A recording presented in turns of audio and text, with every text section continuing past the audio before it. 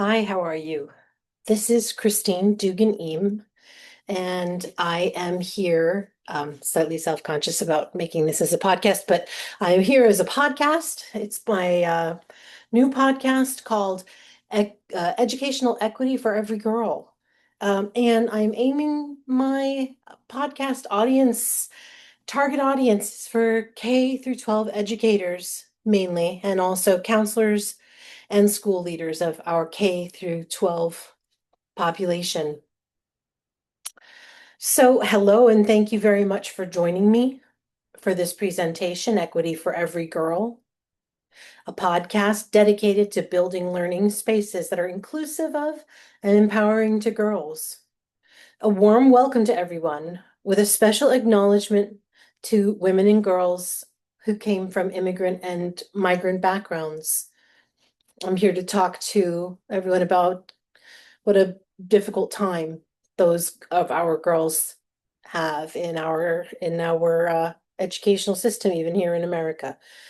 My name is Christine, and I am a K through 3 special education teacher and lifelong advocate for equality and equity in women's and girls' rights, and also the rights of underserved students, our underserved populations, with a focus in education. Today, we will explore how gender and immigration status intersect in our schools, and more importantly, how we as educators can respond with intentional strategies that empower and uplift every girl, especially those from migrant, immigrant, and multilingual backgrounds. We need to do what we can to ensure that every girl, regardless of her background, has the tools to support and to thrive. The tools and support to thrive. We'll explore key policy moments tonight, stories of courageous women and girls, and 5 concrete classroom strategies that we can use to implement today. Globally, millions of girls are still denied the right to learn. According to UNICEF, only 49% of countries around the world have achieved gender parity in primary education. At the secondary level, the gap widens further. 42% of countries have achieved gender parity in lower secondary education, and only 24% have achieved gender parity in upper secondary education. 24%. It's shocking. Girls face significant disadvantages when it comes to accessing quality education, especially in settings affected by poverty, conflict, and displacement. But it also happens here in the United States as well, and not just amongst our immigrant populations, who I am going to be focusing on tonight. Our underserved girls are underserved, but our subset of even more underserved girls, but also our native-born American girls as well. We have a policy in place called Title IX, but despite that, there's still a long way to go. Girls are still subjected to sex-based harassment, sexual violence, pregnancy discrimination, um, not having access to necessary menstrual supplies that affects every girl. Um, the failure to provide equal athletic opportunities, sex-based discrimination in schools' STEM, science, technology, engineering, and math programs, and discriminatory application of dress code policies and or enforcement and retaliation. So even our native-born American girls still experiencing those issues that do not affect boys or affect them to a significantly lesser degree, and it's not group-based. Um, However, when girls are educated, entire communities benefit, health improves, economies grow, and the cycle of poverty is broken. And UNICEF talks about that. And that is why this conversation matters. It not only matters for our individual girls' lives, but it also matters on a global scale. And I have a slide deck I'm going to be using that you can refer back to. Um, what is educational equity? You can follow along just listening, or you can follow along visually with the slide deck as well. Let's begin with a foundation. Educational equity means giving every student what they need to succeed, not treating everyone the same. It means removing barriers based on race, language, gender, immigration status, or disability. As the California Department of Education reminds us, if we want equity, we need to begin by recognizing each child's unique selves and circumstances and design their learning experiences as much as we can around those understandings.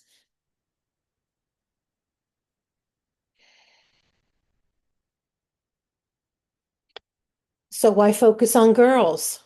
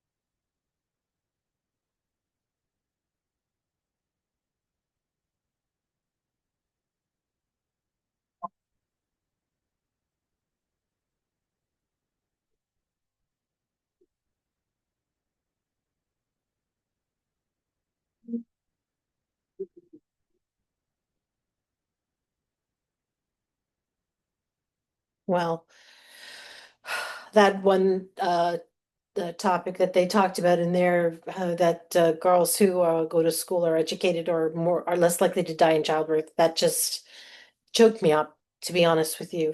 Or it's just absolutely heartbreaking. So here's a warm-up question for we as educators, counselors, and other school professionals of our K through 12 girls, are especially pointed here at our teachers. What messages do girls in your classroom get about who they can become? Consider this. Girls from immigrant, refugee, and migrant families often face complex, overlapping challenges, cultural expectations, interrupted schooling, have faced or are still facing real trauma, and sometimes have to take on adult caregiving responsibilities at home, including helping parents that limit attendance or focus in school. Add in issues with legal status or limited English proficiency, and many are pushed out to the margins with their confidence undermined despite having immense potential. UNESCO and Ijadi Matsudi et al. Report on that. I have provided links for my fellow teachers, if you're interested in referencing the topics I'm talking about, the sources I'm talking about tonight, or are interested in some further reading, I've provided some links at the end of the program. So why does it matter what's happening around the world? Well, because it does, because it affects all of us, but because these populations are coming here. We are receiving these girls in our classrooms. We were receiving these girls in America. These girls are moving into our communities and these girls are entering our schools, hopefully. And we need to be able to understand that this is a very special population and we need to be able to help them. While Title IX has made strides in gender equity, as I talked about a little bit earlier, many girls, especially those who are multilingual, undocumented, or of color, and those in unstable housing situations, still face systemic barriers. The data shows that gaps persist, according to the National Center for Homeless Education. Many undocumented students in the United States are girls, and they often internalize invisibility in schools due to fear of exposure or lack of support, according to work done by Michelle Obama. That invisibility can lead to underachievement, disengagement, or early dropout. But it doesn't have to be this way. As educators, we can be agents of transformation. Let's begin with a simple but important question. Are our schools really serving all girls?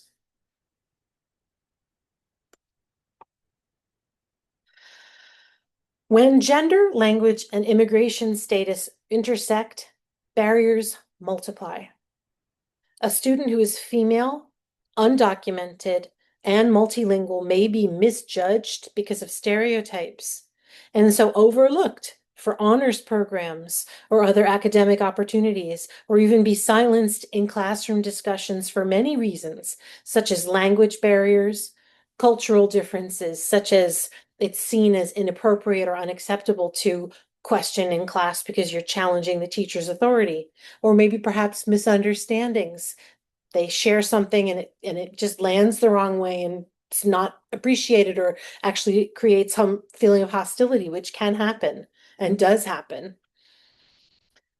Discrimination, fear of judgment or rejection, and low self-esteem also factor in.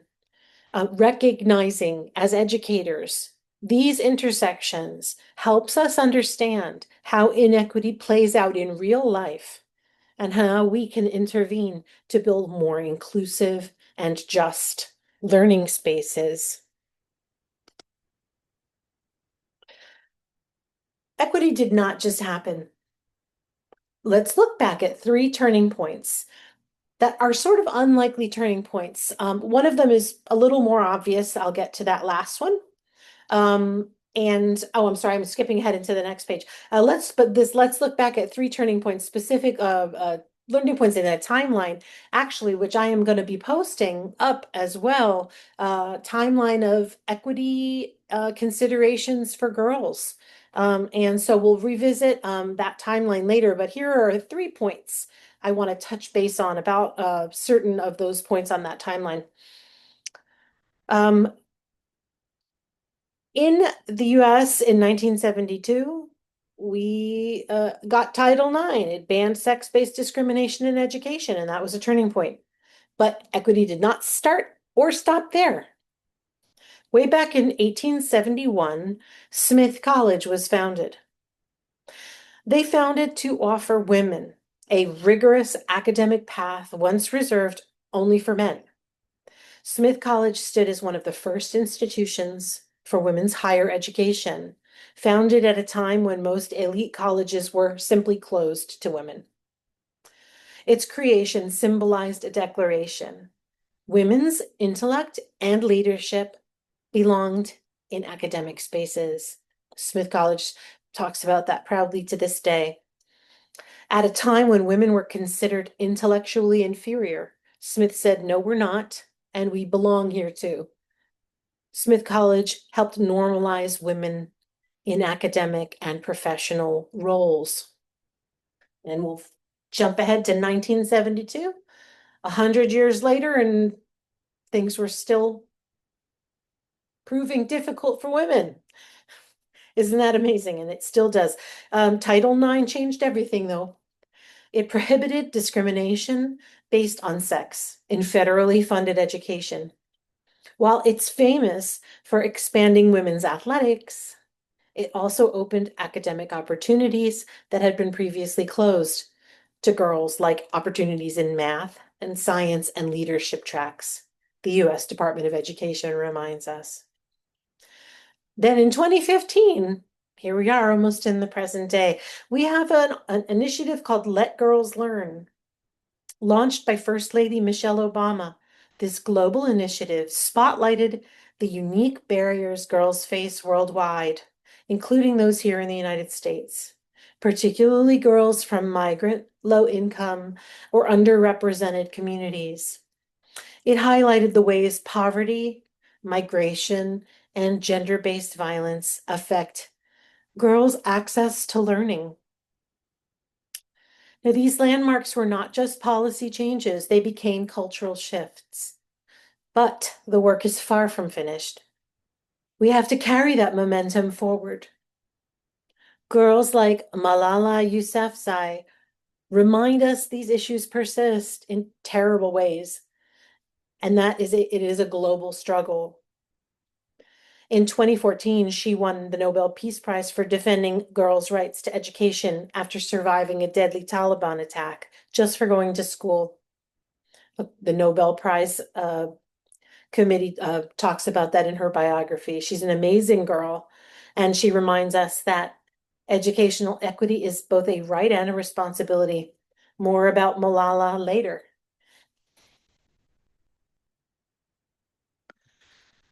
Some modern policy context. Policies like the Every Student Succeeds Act, ESSA, and California's Equity 8 initiative exist to help close opportunity gaps. ESSA includes English learners as a primary subgroup. It provides federal funds to improve elementary and secondary education, and it replaces the No Child Left Behind Act. And each year, the organization Ed Trust West analyzes proposals for the state budget of California, as well as new legislative proposals, and identifies the top 8 greatest opportunities to advance educational equity and justice. And they call it the Equity 8. But implementation is the ticket. Policy can only become a cultural evolution when it is put into practice, which is the actual hard work. And that is where the idea of culturally sustaining pedagogy can come in, a mindset that views students' languages, histories, and cultures as something to weave into our curriculum, not as side notes, or even worse, as deficits, but as central assets. Chardin and Novak 2021 talk about that in their book. So let's spotlight two very powerful women and one very powerful girl whose stories can inspire us to keep pushing for justice. Real girls, real stories.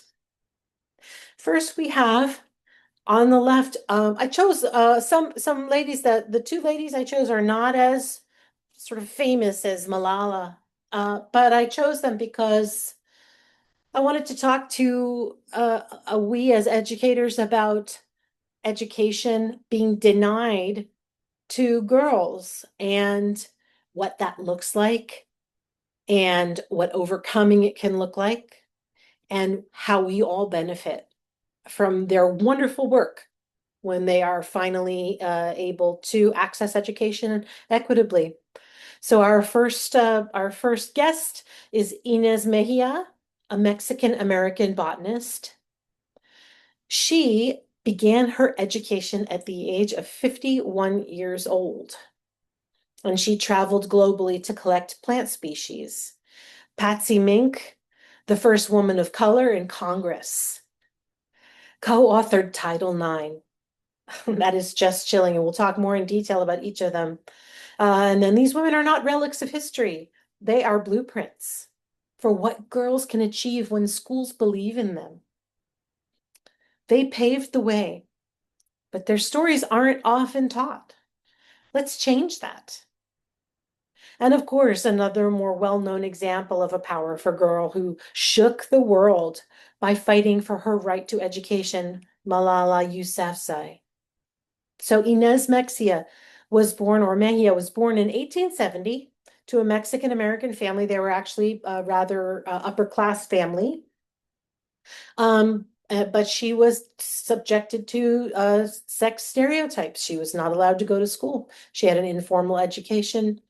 Her pursuits were not encouraged. She actually was the caretaker into adulthood for her aging father. And she did not begin her formal education until she was 51 years old. In those days, that was especially those days, it was old. It's old now, for to begin schooling. In those days, it was geriatric to begin schooling then, but she went to UC Berkeley. She pursued botany and higher education at UC Berkeley.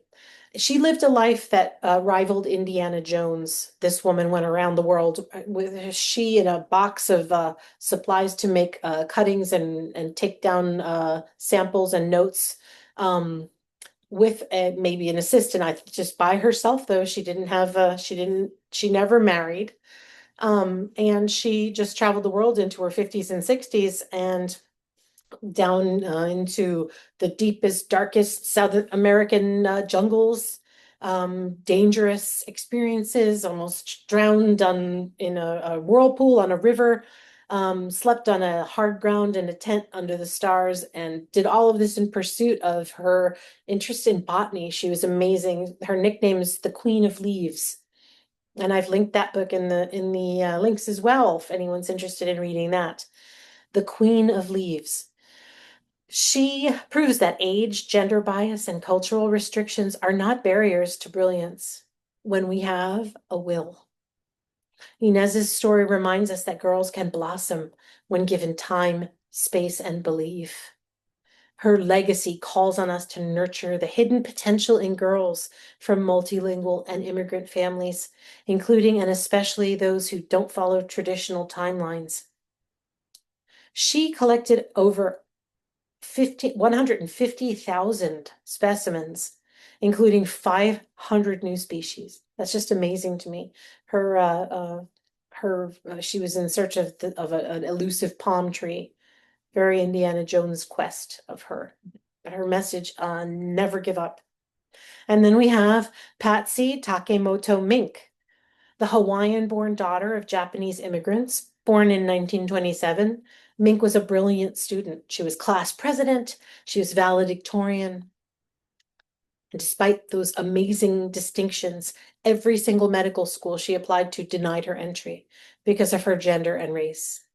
So she shifted gears and applied to law school and was accepted into law school. But that was no walk in the park either. Patsy passed the state bar, but she could not get a job with any law firms. No one would give her a job because of her sex and her gender and her race. So she went on to found her own firm. She paved her own way. And later on, she fulfilled a dream she'd had since Hawaii acquired statehood in 1959 of serving in government. She was the first woman of color elected to the United States Congress. And then breathtakingly, and I want to really just take a moment because it's very moving to me, that she was also a co-author of the very Title IX, advocating fiercely for girls' educational rights. The Asian American Educational Project talks a lot about her. I've also provided a link for that. Patsy Mink's incredible journey illustrates how exclusion can fuel activism. Her experiences with gender, race, and immigration-based barriers gave shape to one of the most powerful equity laws in education that now protects millions of students. When we tell her story in classrooms, we show girls they can be both learners and leaders if they persist. If that's not inspirational, I don't know what is. And then, of course, I think we all know Malala. We've all seen Malala. She was born in 1997 in the Swat Valley of Pakistan. She grew up in a community where the Taliban had begun to take control. Even as a young girl, though, she believed that education was her right, not a privilege. She was lucky because her father was a local educator, so she was in a special situation with an educated father who encouraged her. Would this have been possible without being encouraged by someone who believed in her? I don't know. I don't think so. She was 11 years old. Her father, a local educator, supported Malala as she began to use her voice. She was only 11 years old. He was obviously a well-connected man. She started writing an anonymous blog for the BBC, the British Broadcasting Commission. Can you imagine at 11? Anonymously detailing her life under Taliban rule and her fierce determination to keep learning.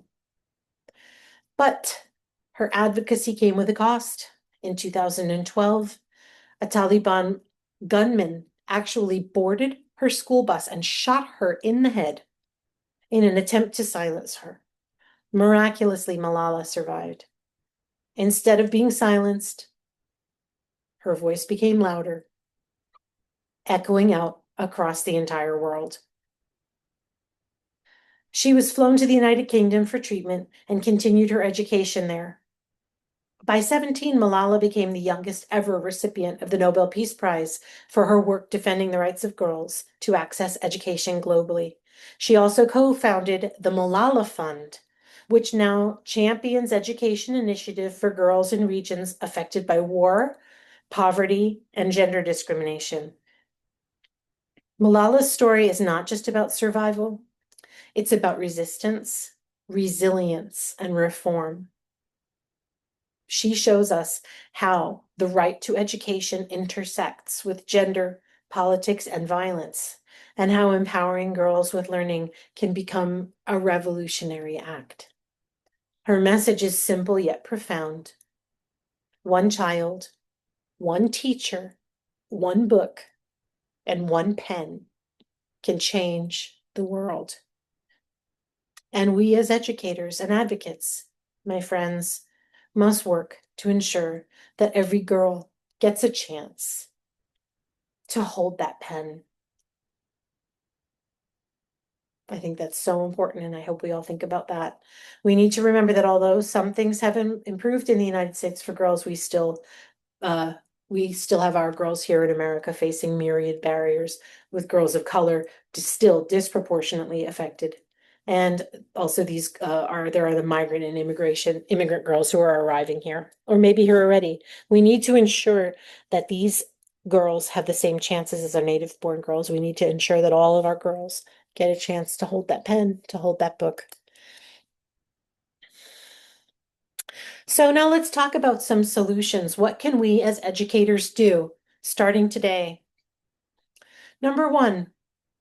Strategy number one is to use a culturally sustaining curriculum. Bring in stories that reflect multilingual immigrant girlhood, like The Queen of Leaves, I Am Malala, or another fun one that one of my students really enjoyed last year called Too Many Tamales, about Mexican American family tradition between mother and daughter and personal growth and relationship between mother and daughter. Wonderful, wonderful book. And other culturally rooted narratives. I've provided links also there, my friends.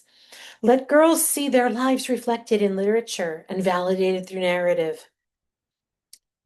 These are more than just books. They are mirrors and windows. That's a wonderful, wonderful phrase that support belonging and voice.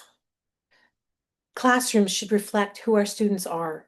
Curriculum has historically centered according to the population, and that should continue. Our populations are shifting, and every girl, every child deserves identity validated to feel belonging and pride in who they are. Scaffolded language access, number two, support strategy number two, support access to rigorous content with tools like bilingual texts, translated visuals, and sentence stems. These tools help students participate fully without dumbing down the method or the materials. Scaffolds lift students up while maintaining high expectations. Language should be a tool, not a barrier. And when language is honored, participation rises. And I have seen that in my own classroom, and I wonder if any of you have seen that in yours as well. When we're talking about even younger students, our youngest students. Strategy number three, encourage leadership in girls. Too often we reward the outspoken students. A lot of the times, traditionally, that was boys, but I think that might be shifting a little bit in certain populations, but still. Leadership also resides in quieter voices, not just the loud ones. Offer rotating roles, leadership opportunities, and moments of visibility. Invite multilingual and neurodivergent girls to take the mic.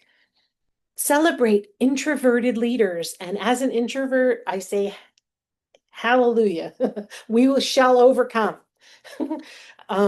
We are, some people are just not naturally ones that'll stand up and lead. And a lot of the times that's girls. Girls are raised to be still in this day and age. And I think we can all agree that girls are still required to behave in certain ways that boys are just not. It's improving a little bit, not for certain populations and still not for us, but there's definitely still very much a double standard of behavior. So let's encourage our quieter students who may be girls. Malala did not wait to be an adult to lead. We also do not have to, just think about, we've got a young little population here. Let's get our youngest students, our youngest girls thinking about leading. Malala said, "We realize the importance of our voices only when we are silenced. Giving girls the microphone, as well as the pen and the book, figuratively as well as literally, can generate global change." Strategy number 4 is build trauma-informed classrooms. Many girls from immigrant and refugee backgrounds carry invisible burdens: displacement, loss, anxiety. Many immigrant girls have experienced trauma, family separation, or fear of deportation are some. They are also likely to come from oftentimes from more like old-fashioned backgrounds where girls are expected to care for others. They're expected to take on adult roles that if there are boys in the house, they just are not expected to do the same, and often would be missing school to care for younger siblings or parents or grandparents, and to translate all kinds of things that are burdens laid upon our immigrant populations, but especially the girls.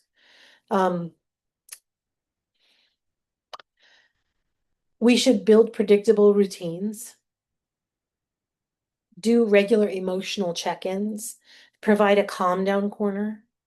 Those little girls are carrying a lot of invisible barriers with them. We need to do what we can to create a sense of safety for them. According to the National Center for Homeless Education, school may be the most stable place in their lives. The question we should be asking of ourselves about our students isn't what's wrong with her, but what happened and how can I best support her? Strategy number 5 is partner with families. Equity isn't just something we can create in the classroom, as we have been talking about here. Equity is out in the community, in the world. Find out your students' home languages and translate class newsletters. Invite families to share their traditions, songs, stories, or recipes. Do something amazing like create a class or school cookbook. Invite people in. Family engagement is equity work. Make the homeschool bridge strong and two-way. This builds trust and honors families as partners. As Kardashian and Darling Hammond note, culture isn't a barrier, it's an asset and a resource, and we will want to integrate this as much as possible. So some final reflections and call to action. So what now? As we close, I want to remind you, me, all of us, equity doesn't just happen because a policy now exists. It happens when we practice it. Education is one of the blessings of life and one of its necessities. Dear sisters and brothers, dear fellow children, we must work, not wait. Not just the politicians and the world leaders. We all need to contribute. Me, you, we. It is our duty. We realize the importance of light when we see darkness. We realize the importance of our voice when we are silenced. In the same way, when we were in Swat, north of Pakistan, we realized the importance of pens and books when we saw the guns. Why is it that countries which we call strong are so powerful in creating wars, but are so weak in bringing peace? Why is it? Why is it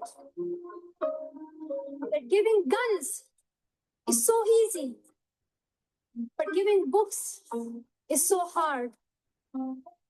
Why is it? Why is it that making tanks is so easy, but building schools is so hard? One child, one teacher, one book, and one pen can change the world. Education is the only solution. Education first. Thank you.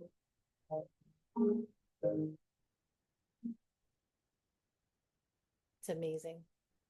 What an amazing young girl. And another thing about Malala's message that I find very interesting, it's not merely about education. She is speaking about the broader issues of our dysfunctional world.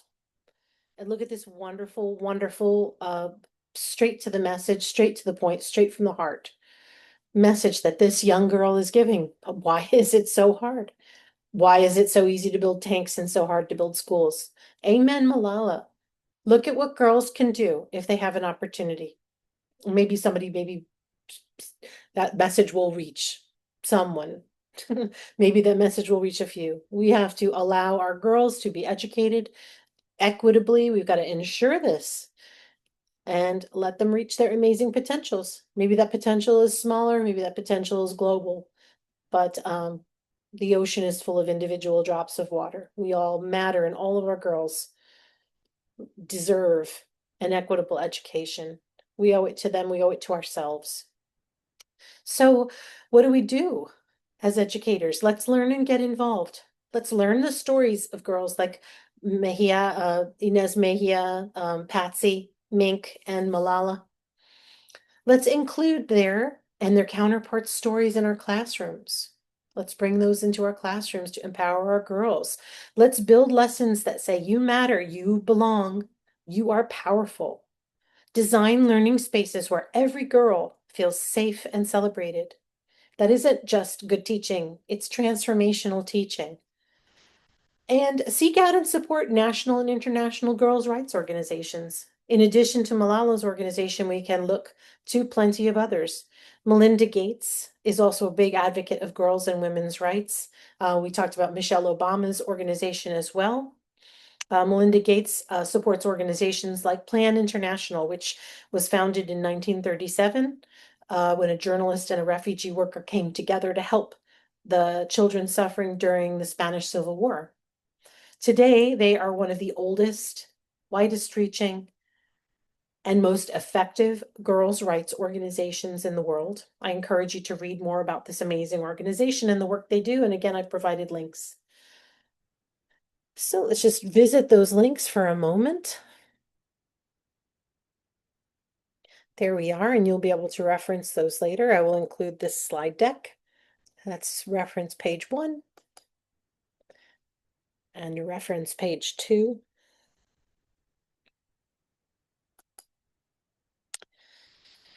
So I want to say thank you. If you'd like to keep learning and growing, join me in creating a community of practice in the upcoming Equity for Girls resource folder and networking group. You can find my professional profile and resource links at LinkedIn. Link in below. There's a hyperlink on this page, just under the thank you. I hope to host quarterly virtual coffee chats and share lesson plans. texts, curriculum examples, and strategies and stories. Just provide support. Let's commit to building classrooms where every girl, immigrant, multilingual, undocumented, or underrepresented, knows that she is seen, safe, celebrated, and powerful. I wanted to close up with a quote from a woman that I really admire still. She has passed on, but she is still someone that inspires me, is Queen Elizabeth II, Her Royal Highness, Her Madge. And she said, "It has been women who have breathed gentleness and care into the harsh progress of mankind." So as a mother of 3 sons, I love my boys, but we girls, we have a lot of catching up to do, and we contribute unique strengths, our gentleness and care into the harsh progress of mankind. So on that note, I would just like to say thank you for listening to Equity for Every Girl. I am Christine, and I'm very honored to have spent this time with you. I hope you'll join me in making equity not just a goal, but a daily practice. Please take a look at the links I've provided in the next slide for further reading. And now I will open up our podcast for discussion, our Q&A. Questions, comments, thoughts, disagreements, whatever. Let's open it up and talk. All right. Well, thank you very much. Thanks for coming to my podcast. I will share really briefly with you, if I can, before I close my timeline. So here we have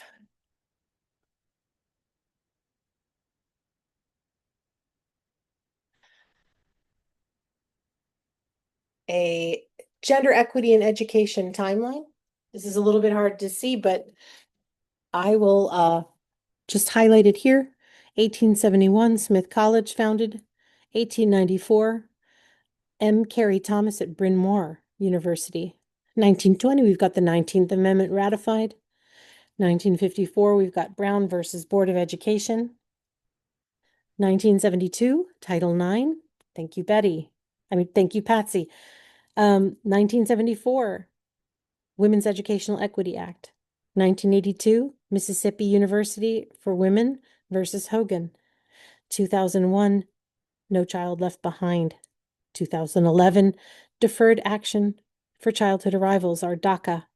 2015, Michelle Obama's wonderful Let Girls Learn initiative. 2021, U.S. Department of Education restores Title IX. And 2023, California LCFF Equity Leads Help Marginalized Girls. And I urge you to read those. Read about those. And I will post the timeline along with the slide deck. And again, I thank you.